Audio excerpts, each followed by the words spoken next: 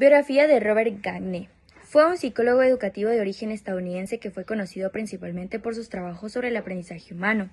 Tiene algunas teorías sobre la educación muy importantes, las cuales veremos en el siguiente trabajo, y se tratará sobre su taxonomía, la cual hasta hoy en día se sigue utilizando.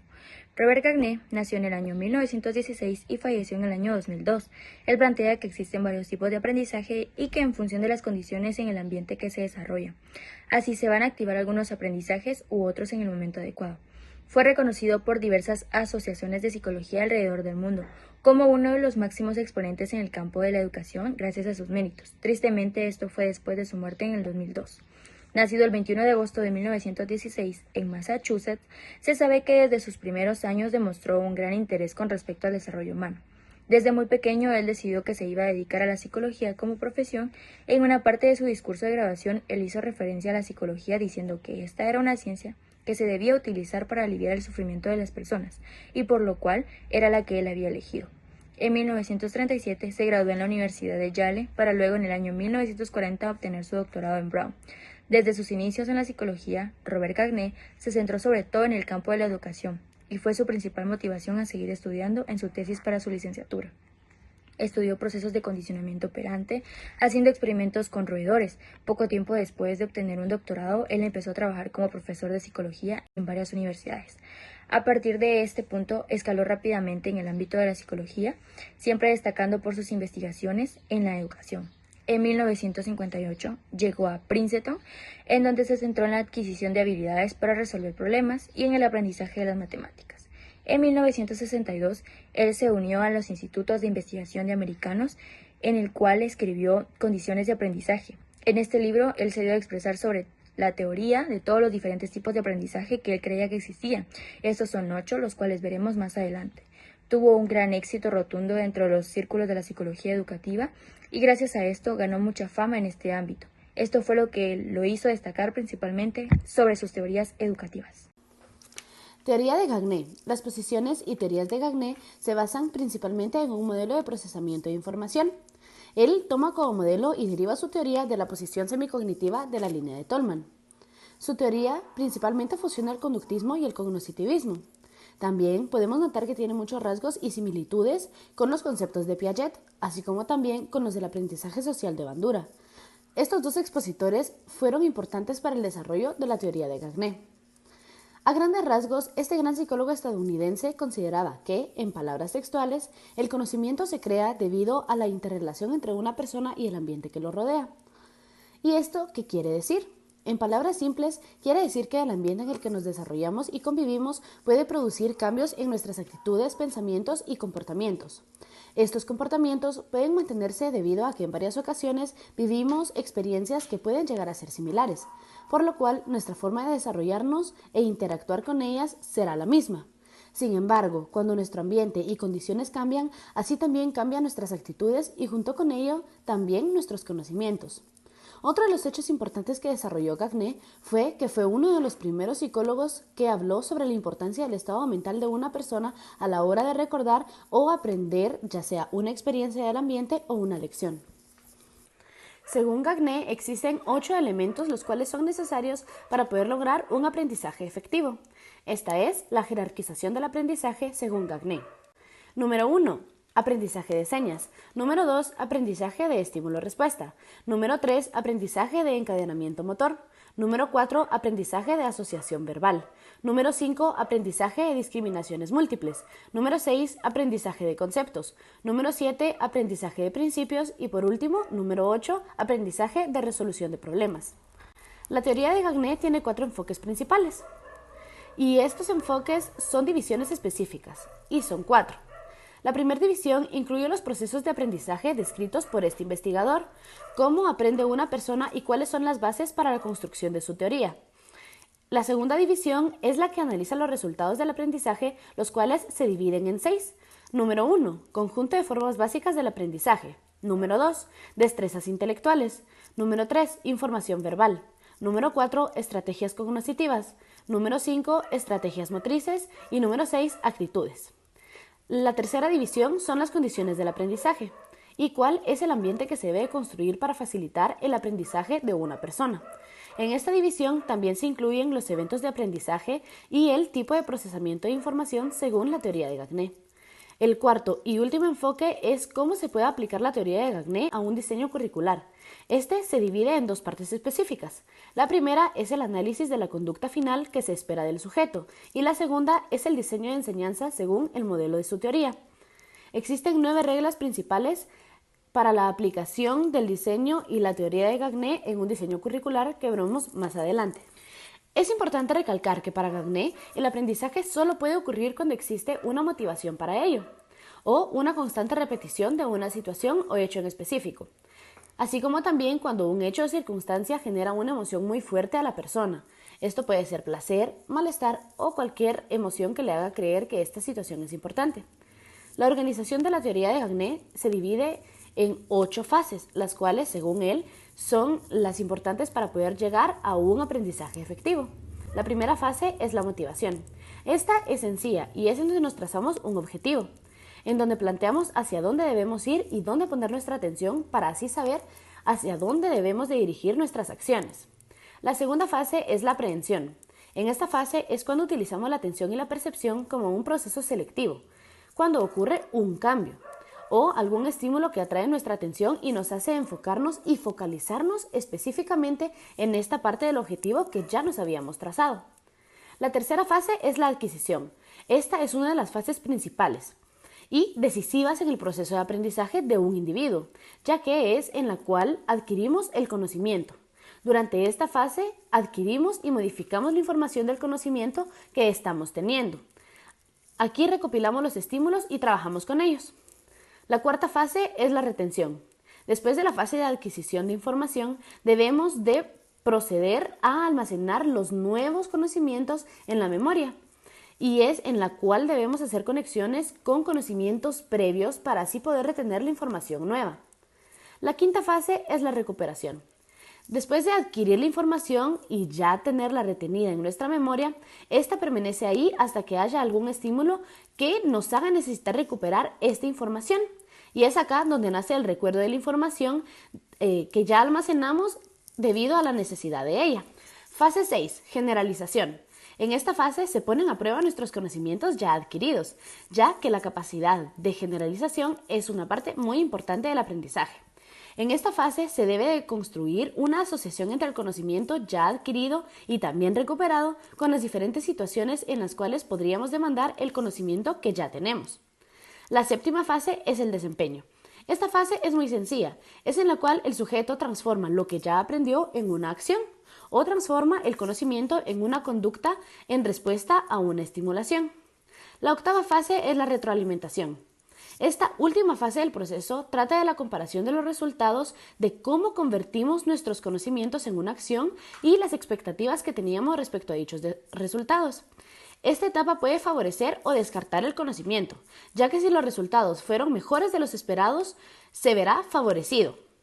En caso contrario, habrá que modificar o descartar las situaciones en las que lo pusimos a prueba, pues este no favorece el conocimiento. Estas 8 fases también van acompañadas de una secuencia de instrucciones, los cuales son pasos para poder lograr un aprendizaje efectivo si queremos utilizarlos en un diseño curricular.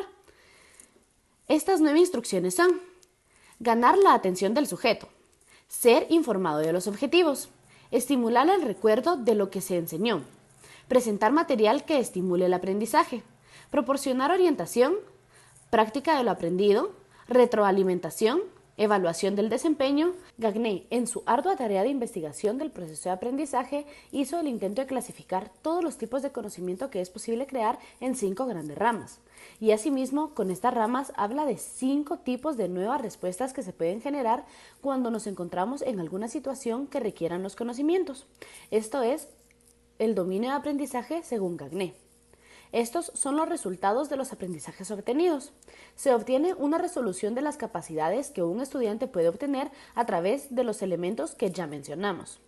Estas 5 grandes ramas son: 1. Habilidades motoras. Este es uno de los primeros y más comunes tipos de aprendizaje y es fundamental para poder actuar. Para poder desarrollar estas habilidades es necesario un entrenamiento para así poder conseguir que el movimiento sea automatizado y se pueda realizar con precisión. Requiere de mucha práctica. Ejemplo de esto podría ser caminar, manejar o practicar algún deporte. El segundo es información verbal. Esto tiene que ver principalmente con la memorización de datos verbales y se refiere principalmente al proceso que conlleva el transmitir la información y la retención de datos muy específicos. Esto podría ser retener la información sobre lugares, hechos históricos, nombres, etc. Número 3. Habilidades intelectuales. En estas se incluyen todos los procesos que son necesarios para poder utilizar nuestra inteligencia y aprendizajes para poder resolver un problema. Este trata de las capacidades que permiten captar, interpretar y utilizar nuestros elementos cognitivos con el fin de interpretar la realidad. Ejemplos claros de estos podrían ser la lectura o la matemática. Número 4. Destrezas y estrategias cognitivas. Esto es todo lo que tiene que ver con la capacidad de elegir la conducta más adecuada y que más se adapte a una situación que estamos viviendo en concreto, entre un mundo de posibilidades y maneras en las que podríamos actuar. Esto también tiene que ver con la forma en la que vemos e interpretamos la información que estamos recibiendo y cómo utilizamos la lógica. Número 5. Actitudes. Son estados mentales o internos que influyen a la hora de elegir las conductas y comportamientos hacia situaciones, personas u objetos. Estos determinan la forma en la que nos comunicamos hacia ellos. Se trata de la predisposición que se tiene de actuar de alguna manera. Esto incluye también las creencias que se tienen sobre los elementos del ambiente que nos rodea. Modelo básico de la teoría de Gagné. Este modelo ha sido un pilar fundamental en todos los procesos de aprendizaje, ya que explica el porqué de la información, de cómo se procesa, cómo cambia y cómo es comunicada a través de una estructura a otra. Este modelo se clasifica en los siguientes pasos. Receptores sensoriales. Cada individuo posee receptores sensoriales, el cual le ayuda a percibir el mundo externo y este se transforma en una información que pasa en el sistema nervioso central y en el cual se lleva a cabo en el registro sensorial. Como un claro ejemplo, como cuando un niño percibe el dolor que produce una quemadura a través del tacto. Registro sensorial. Cuando se obtiene el mensaje recibido en el registro sensorial, se produce una reacción inicial de los objetos que el individuo capta por medio de sus sentidos y así la información que ya está recibida se adquiere de una forma de representación modelada en su estímulo general y esta permanece en su forma en un corto tiempo. Ejemplo, registro sensorial. Cuando uno huele algo y sabe de qué comida proviene ese olor. ¡Qué rico huele! ¿Será una hamburguesa? Memoria a corto plazo. La información que ya está percibida a través del registro sensorial, esta se traslada a la memoria de trabajo, en la cual se concibe un concepto de esta información y la percepción es el proceso que ocurre de una manera rápida en nuestra memoria. Ejemplo de memoria a corto plazo, como cuando recordamos la matrícula de un auto que acaba de pasar. Amigo, ¿te recuerdas la placa del carro que acaba de pasar? Sí, era P5032. Memoria a largo plazo.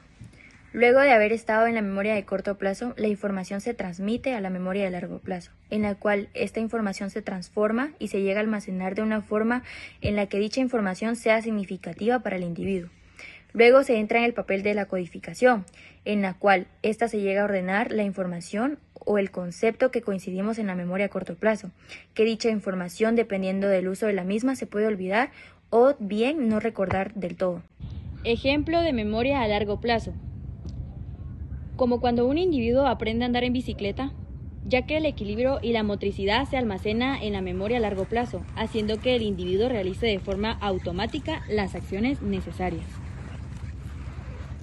Recuperación. Es cuando dicha información aprendida se traslada de la memoria a largo plazo a la de corto plazo, cuando recordamos lo que con anterioridad se logró aprender. Recuperación. Ejemplo, cuando intentamos recordar lo que cenamos ayer. ¿Vos qué cenamos ayer? Vos, mi mamá no estuvo el día de ayer, entonces nadie cocina cuando mi mamá no está. Las sopas instantáneas. Sí, es cierto, sopas. Eso fue lo que cenamos. Generador de respuestas. Cuando la información llega a la memoria a corto plazo, se traslada al generador de respuestas. En el generador de respuestas se forma la manera en que vayamos a responder. Generador de respuestas. Ejemplo, como cuando uno ve el logo de Taco Bell y le da hambre. Vos, hermano, a la que rico. De pronto y me dio hambre. ¿No compraste más? El control de los procesos de información. La información se gestiona o se administra a través de procesos ejecutivos con el fin de alcanzar una meta. Las expectativas.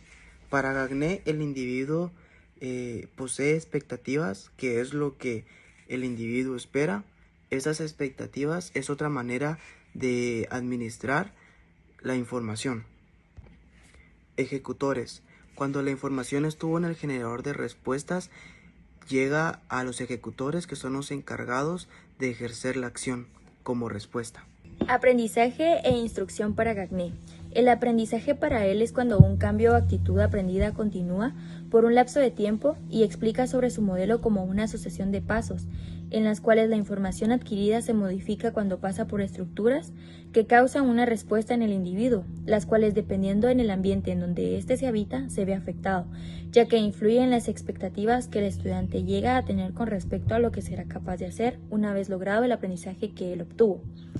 En cambio, la instrucción es cuando el ambiente en donde coexiste la persona se cambia con el propósito que la persona pueda aprender sobre conductas específicas que en una situación determinada tendrá la respuesta que se busca. Todo esto usando el ambiente o entorno como una herramienta o medio por el cual el individuo aprende. Taxonomía de Robert Gagné.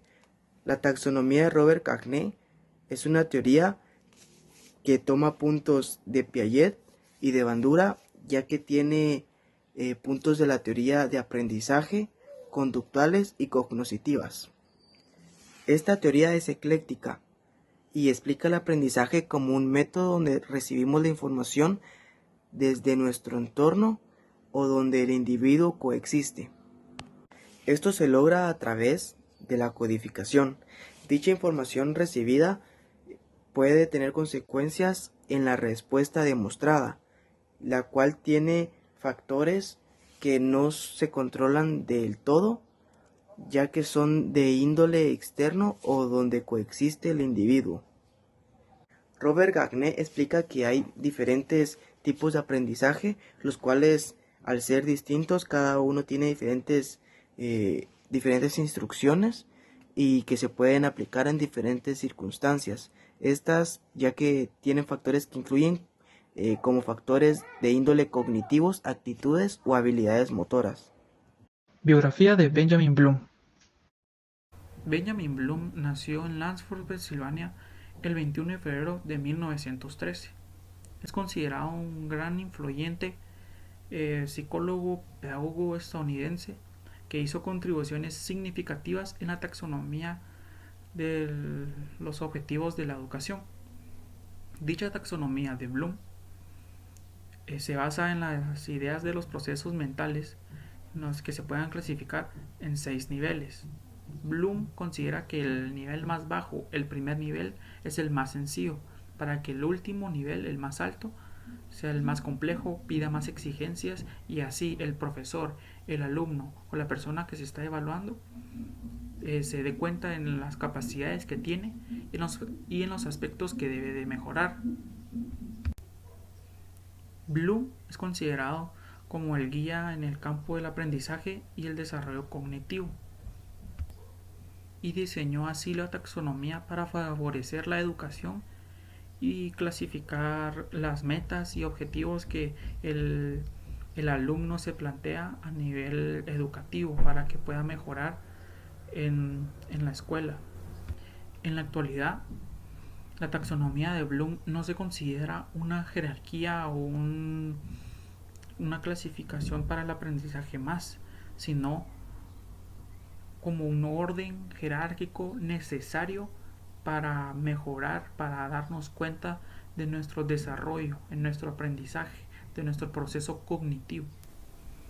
Bloom orientó un gran número de sus investigaciones al estudio de los objetivos educativos, con el fin de que proponer de que cualquier tarea influye de mayor o menor medida 3 dominios psicológicos primordiales, el cual es el cognitivo, el psicomotor y el afectivo. La taxonomía de Bloom. Es bastante importante definir qué es la taxonomía. Originalmente esta palabra significa ordenación, principalmente de una ciencia de clasificación que se aplica en la biología para ordenar sistemática y jerarquizadamente a los seres vivos, en grupos ya sea de animales o de vegetales. En la historia siempre ha existido diferentes posturas respecto a la taxonomía, aunque todas sus versiones concuerdan en que su función comienza cuando ya se define la filogenia de los taxones. Y por esto es que la taxonomía se dedica a organizar el árbol filogénico dentro de un sistema de clasificación y categorización. La taxonomía, según Bloom, una persona con un gran impacto, correspondía totalmente a una presencia fuerte en el campo de la educación. Ha pasado más de medio siglo y la taxonomía de Bloom sigue siendo una herramienta fundamental para establecer objetivos de aprendizaje. A mediados del siglo pasado existió una corriente psicológica, principalmente en los Estados Unidos, la cual estaba encabezada por la Escuela de Chicago, que tenía la preocupación de cómo se aprende y evalúa los aprendizajes. Ellos concluyeron y comprobaron de forma rápida que no todas las acciones cognitivas tienen el mismo nivel de complejidad. Por ejemplo, no es lo mismo recordar un cierto dato que analizarlo y valorarlo. A partir de esto, Bloom desarrolló una jerarquía, una categorización de los objetivos educativos que se querían lograr y alcanzar con los alumnos. Este fue dividido en 3 ámbitos: cognitivo, que es el intelectual, cómo procesa el estudiante la información y la capacidad del funcionamiento de tal información. Engloba las subáreas del entendimiento, la comprensión, la aplicación, la investigación, la síntesis y la evaluación, donde cabe resaltar que varias de estas muestran subdivisiones. Luego, la afectiva, actitudinal, los sentimientos que experimenta el alumno en el proceso de aprendizaje. Las metas del campo afectivo se expresan por medio de la recepción, la respuesta, la valorización, la organización y la caracterización con un costo o un complejo de valores. Luego, la psicomotora, que es la procedimental. Esta área tiene por objetivo medir las capacidades físicas en el proceso de información. Bloom expone de esta forma y publica la categorización de resultados y objetivos de aprendizaje. Se puede usar para hacer una lista de labores pendientes, evaluar proyectos o aplicaciones de nuestra vida diaria y en evaluaciones en general del rendimiento y aprendizaje primordialmente dirigida a estudiantes. Bloom, con ayuda de otros asistentes, clasificó y ordenó las habilidades cognitivas empleadas, siendo la de abajo la del grado de dificultad bajo, hasta llegar a un grado de dificultad elevado donde las exigencias del desarrollo son más complicadas y requieren de las habilidades anteriores para lograr realizarlas de forma accesible. La taxonomía de Bloom es bastante usada y analizada para los educadores, debido a que por medio de esta les ofrece la mejor manera para enseñar y asegurar de esta forma el aprendizaje de sus alumnos. Los educadores con este aporte de Bloom tienen la posibilidad de crear evaluaciones, evaluar las exigencias y problemas que brindarán en sus labores, incrementar de esta forma las lecciones, diseñar evaluaciones sumativas y satisfactorias, entre otros recursos de aprendizaje beneficioso a los alumnos. Ahora les hablaremos sobre los 6 niveles de complejidad que se habla en la taxonomía de Bloom. El primer nivel, y el más bajo y más básico, es el de recordar. Aquí se le pide al estudiante que ponga en juego su memoria, ya sea de corto o de largo plazo. Se le puede pedir que recite un poema, que diga un chiste, que cante una canción, que se venga todo lo que tenga que ver con recordar algo en su pasado y así pueda demostrar sus habilidades recordando algo que vio hace 5 años o algo que fue en el momento. Juan Pablo, ¿puedes recitarnos un poema? Luna lunera, cascabelera, ojos azules, boca morena. El segundo nivel de complejidad es el de comprender. Y aquí no se trata de observar si el estudiante está poniendo atención a lo que nosotros estamos platicando, un tema que se esté llevando en sus clases, sino Bloom sugiere aquí que el estudiante explique con sus propias palabras, que debata y que pueda demostrarnos si lo que él sabe se puede comprender, que esté bien dicho y bien desarrollado.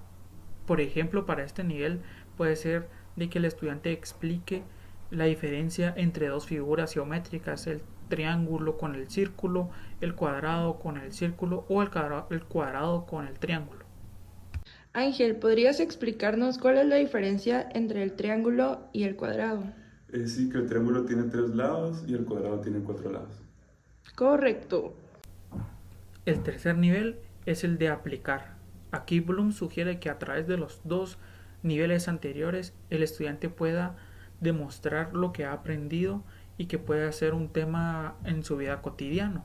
Por ejemplo, cuando el estudiante tiene un problema que va a la tienda a comprar fruta o algo, este puede rápido hacer la diferencia entre costos y llegar al cambio rápidamente.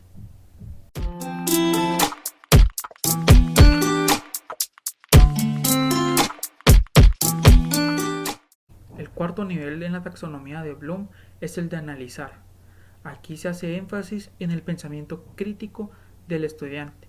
Por ejemplo, podemos hacer de que el estudiante explique el método científico o algún problema en el que desenglose por pasos o explique con sus palabras todo lo que sabe para desarrollar el tema. Yo les voy a explicar el proceso científico del ciclo de agua. Como primer paso tenemos el calentamiento solar. Los rayos del sol atraviesan la atmósfera y se calientan los lagos, ríos y mares. Como segundo paso tenemos la evaporación. Al calentarse el agua, esta se evapora y se convierte en estado gaseoso. Luego tenemos la condensación. El agua evaporada se convierte en nubes. Y como último paso tenemos la precipitación, que las gotas de agua formadas en las nubes caen en forma de lluvia sobre la superficie. El quinto nivel es el de evaluar. Aquí se hace hincapié al criterio externo para que el alumno pueda ver, pueda modificar o pueda ampliar sus conocimientos. También se verá cómo puede manejar él el tema, si sabe lo que está diciendo, si lo que dijo es verdadero, y así poder evaluarse a sí mismo para cuando termine él sepa que lo que él dijo va a ser de gran ayuda para el público. Un ejemplo para este nivel podría ser realizando encuestas para que nuestras respuestas también sean justificadas y sean conocidas. De los siguientes medios de comunicación, asigna valores de menor a mayor, donde 0 es nada y 5 es mucho. ¿Qué tanto confías en la información que difunden? Los periódicos, revistas, la radio, televisión e internet. Por último, y el más alto nivel de complejidad en la taxonomía de Bloom es el de crear. Aquí se hace énfasis en lo que ha aprendido, ha recordado y ha evaluado el alumno para que pueda demostrar todos sus conocimientos y estos rindan frutos en su futuro.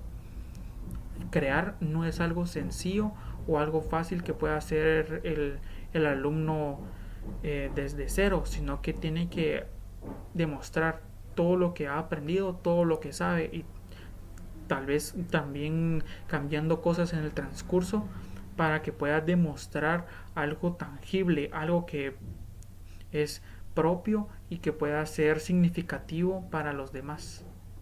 Un ejemplo de este nivel puede ser que un alumno dibuje algo significativo, algo representativo de su aprendizaje. Un niño puede dibujar un animal, puede dibujar alguna cosa, pero al final aprendió sobre eso. Entonces, si le pedimos a un niño que dibuje lo que ha aprendido, él hará énfasis y así dibujará algo perfecto, algo que nosotros vamos a comprender, y a simple vista reconoceremos lo que el niño quiso dar a entender.